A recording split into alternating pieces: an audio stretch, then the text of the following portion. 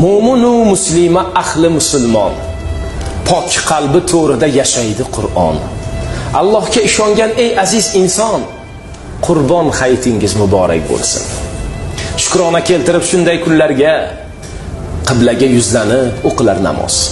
Kimga nasib yana armon, kimlarga duo qilib Tangrim qilmoqlik e'zoz. Saodatli kunda savob yaxshi amallar, bir-birin yo'qlamoq kerak shu damlar. Qurbingiz yetsa gar farz biling shuni, jonliq atab ehson qiling odamlar. Keksalar holini so'rang avvalo, yetimlar boshini silang beminnat. Qilgan yaxshilikni aytmang mutlaqo, oxiratda nasib bo'lgusi jannat. Shunday yurtda yashamoqlik baxt, shu baxtni but aylar oila davrasi. Ko'ngilda mustahkam iymon, e'tiqod, qadr topmoqlikni ayni pallasi.